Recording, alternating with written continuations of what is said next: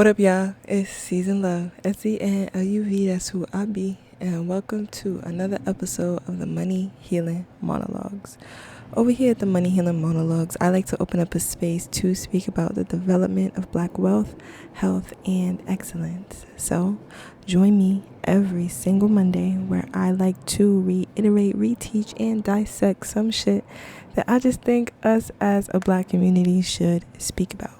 And of course, the purpose of this is to open up a conversation. So please feel free to comment down below. Let me know your thoughts. If you agree with me, if you disagree with me, if I ruffled some feathers, comment down below and let me know. On this episode 24, today we're going to be talking about gentrification. Gentrification, the process whereby the character of a poor urban area is changed by wealthier people moving in, improving housing and attracting new businesses, typically displacing current inhabitants in the process. It's like the process of like making somewhere, I guess, more, like they use really good keywords here, like polite and respectable, you know what I'm saying? Whatever those standards are to whoever. Of course, as you know, and if you don't, I like to go down who, what, where, when, why, and how format.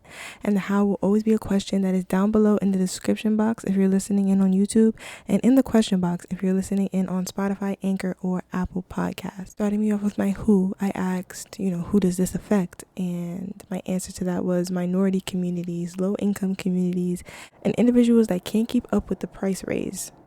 Gentrification is this, I see it as like a physical disease that is on our nation that encourages the displacement of its own people. Like gentrification, I feel like it's the physical manifestation of literally how bad it could get with money. Like with gentrification, you're telling people that we can't have certain things because we don't have enough of this physical currency. And let me not even say it's not even just physical anymore, it's digital too. So moving me into my what, I asked, what does it do? And like I was saying before, it pushes people out of their homes to create more profitable real estate. Now, real estate, oh my goodness, real estate, that shit. Oh my goodness, if you didn't know, I have been studying for my real estate license. Not as much as I used to.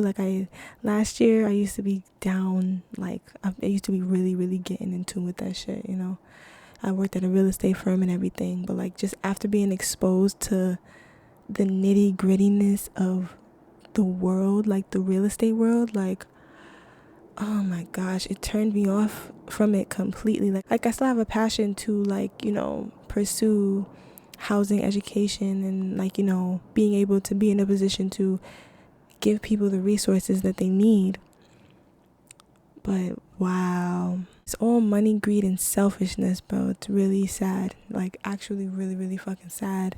All gentrification does is just pushes people out of their homes. And I'm talking homes that people have been living in for years. They have been living in these homes, paying the same rent for years. Nothing has changed. No upgrades to the current living situation, you know what I'm saying? And in an instant, that can be taken away from them just because they want to build something better for more people with money to come in and pay for that, leaving them with nothing. Because the problem with gentrification that people don't see is that it's like, oh, okay, get a job, then get a better job. Those quote unquote better jobs are not always readily accessible to people that live in communities like this. And that's where the loophole is kind of rigid, because it's bro, this rat race is obviously set up the way that it is to leave certain people at a certain disadvantage. And that's just true tea. This system doesn't work if somebody is not being exploited, and we have to admit that to ourselves as a nation. And I feel like gentrification is really where we need to draw the line, because it's bro, we're pushing people out of their homes. That's ridiculous. Moving me into my where, I asked, where do we see this happen? Mostly in big cities, with more tourist attraction. I feel like tourists are God, I fucking hate tourists. As a New Yorker, like born and raised, like I've been here my whole entire life, like tourists are just the most annoying people on the planet. I swear to God. That's where gentrification happens, in city and communities in that city that have more tourist attractions and monumental statues, like historical monuments that people, like, I guess, it's tradition for a lot of people, so they, want to travel and see it. We also see it in low income communities that make little to no income. So like, think of a community as not only the residential, but also the commercial property that is in that community. So when we look at the community as a whole, with also the with the residential and the commercial property, we can see that some communities don't make as much as other communities. You know what I'm saying? I would say that all communities make relatively the same because, we all need stuff on a day-to-day basis, and certain things are placed in certain communities in order to, like, profit however they need to profit, and I feel like condition however they need to condition also. It's all intentional. You know what I'm saying? Like, where we see gentrification happen, it is very, very, very intentional and engraved in what we call and perceive our everyday life. Moving me into my when, I ask, when have we experienced it in real time? So kind of describing more of like how it physically manifests in our like moment to moment lives. You can see the difference in commercial real estate specifically in different communities. You know what I'm saying? Like, you can walk up to Soho and see the nice Trader Joe's and see, like, all of these cutesy stores and shit like that. But, you know what I'm saying? You could walk somewhere, deep in Harlem and see some scary shit. You know what I'm saying? Because in certain communities, they don't fund in the way that they do other communities that have more tourist attraction over there, like more people from other countries are moving in over there in an act to maintain the high, amount of currency that they're gaining, in that community specifically. Like, they want to maintain these people that will pay more money because it's like, I want more money. That's their mindset. That's how they think.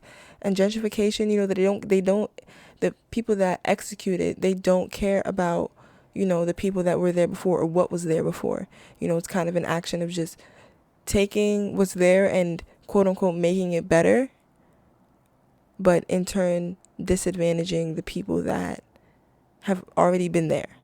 And then moving me into my why, I asked, why would it be set up like that? Why would the system be set up in a way where it's possible for someone else to take advantage of someone else? And like I've been saying in this, like, just the moral of this whole entire episode, it's to keep us at a disadvantage. It's to keep us backed, because capitalism doesn't work unless somebody is getting the shit end of the stick. And that's just true tea. And if you think otherwise, then I would really love to know your opinion on it, because, like, there's no way for it to maneuver. There's no way for capitalism to work unless somebody is getting shit on, unless somebody's getting stepped on. And that's a mentality that has trickled not only into the way that we live, but the way that we think and the way that we act towards each other. Gangsta. That's just how I feel. And then moving me into my how, the question that will be in the description box or in the question box, I asked, how has gentrification affected you? So, me personally, gentrification has affected my life very, very, very, very, very fucking heavily. Like, ever since I was a kid, my family and I have dealt with housing issues. Like, we've always dealt with housing issues. Like, I always remember, being in the U-Haul, like, having to pack everything up and just, like, move to different spaces. And as I got older and started realizing, and just listening in more, honestly, things like that really affected me and my mental health and the way that I lived. Like, I wasn't able to really operate as, I guess, like a kid and a teenager, because, like, there was always real life fucking responsibilities in front of my face that I had to fucking worry about. So, like, navigating through that type of lifestyle, it made me more curious about, like, how can somebody just say, all right, you can't live here no more. You got to the end of the month to pack your shit. Could you imagine?